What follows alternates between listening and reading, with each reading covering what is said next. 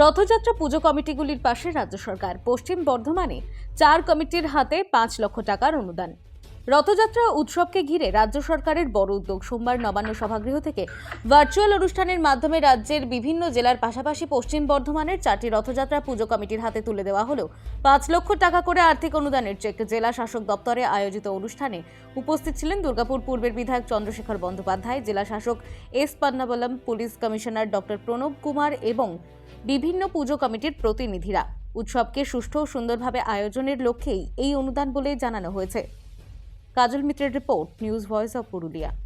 পশ্চিমবঙ্গ সরকারের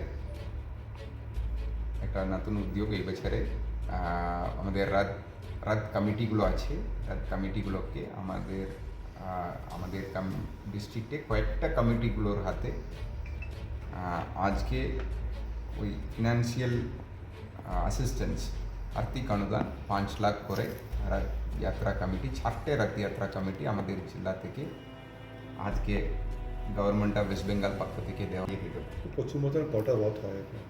দেখুন, এখানে বড় রথ বোধহয় 9-10টা আছে। বড় রথ মতলব যেটা 1000 বেশি যেখানে পাই, আর অন্য 9-10 আছে অ্যাজ পার লোকাল ইনফরমেশন। এটা কম বেশি হতে পারে। ঠিক আছে, পার্সোনালগুলো যেগুলো ব্যক্তিগত রথ হয়ে আসছে, যেমন রাজাদের, জমিদারদের, সেগুলো কি আবেদন করলে এই লিস্টে আসতে পারে? এদের কি আগে কাগজ থেকে দেওয়া হতো? না, দেখুন, এটা আমি বলতে পারবো না।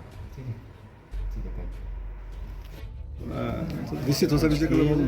জেলা শাসকের অফিসে নবান্নের সভাঘরে মুখ্যমন্ত্রীর উপস্থিতিতে, মুখ্য সচিব, স্বরাষ্ট্র সচিবের উপস্থিতিতে, মুখ্যমন্ত্রীর উপদেষ্টার উপস্থিতিতে আজকে রাজ্য জুড়ে ঐতিহ্যবাহী 75টি রথযাত্রার কমিটি, তার মধ্যে ঐতিহ্যবাহী ইস্কন আসানসোল, ইস্কন দুর্গাপুর এবং তার সাথে আমাদের আরও রথযাত্রা জগন্নাথ সমিতি সহ আমাদের জেলায় 4টি রথযাত্রা কমিটিকে পশ্চিম বর্ধমান জেলায় আজকে 5 লক্ষ টাকা করে চেক প্রদান হলো, যা মুখ্যমন্ত্রী।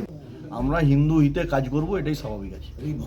আজ টোটাল কটা মানে ইয়েতে বললে আজকে 75টা টোটাল হচ্ছে চেক প্রদান করা হয়েছে ঐতিহ্যবাহী রথযাত্রা কমিটি গোটা রাজ্যে। আর আমাদের পশ্চিম বর্ধমান জেলায় 4টি কমিটিকে দেওয়া হয়েছে। পরবর্তীকালে মুখ্যমন্ত্রী নিজে বলেছেন যে যদি কোথাও ত্রুটি হয়ে থাকে তাহলে ক্ষমা মার্জনা করবেন। আমরা আমাদের এডিএম সাহেবের কাছে প্রেয়ার দেওয়ার জন্য বলেছি, ক্যান্সেল চেক সহ আবেদনপত্র জমা দিতে। পরবর্তী ক্ষেত্রে সরকার সেটা মানবিক দৃষ্টিভঙ্গিতে এবং ধার্মিক দৃষ্টিভঙ্গির ক্ষেত্রে সহায়ক হিসাবে পরবর্তীকালে এই বিষয়ে চিন্তাভাবনা করা হবে। উদ্যোগ সরকারের যে এই উদ্যোগকে ঘিরে কি বলবেন আপনারা? সর্বপ্রথম আমরা ইসকনের পক্ষ থেকে এবং সমগ্র সাধু সমাজের পক্ষ থেকে মাননীয় মুখ্যমন্ত্রীকে সাধুবাদ জ্ঞাপন করি। সাধু সাধু সাধু।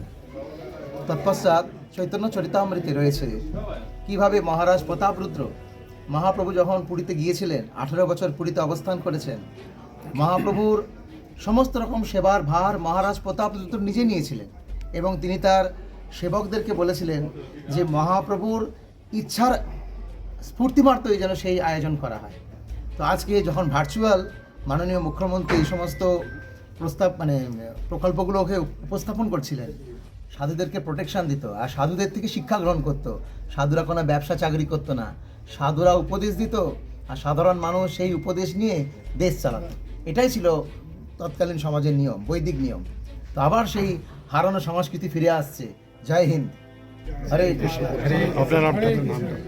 আমি ইসকন দুর্গাপুর থেকে এবং আমার সিনিয়র গুরু ভ্রাতা শ্রীপাদ দয়াচন্দ্র নিতাই প্রভু এবং আমি ঔদার্য চন্দ্র দাস, আমরা দুজনে আসানসোল এবং ইসকন দুর্গাপুরের বর্তমানে সেবায় যুক্ত রয়েছি।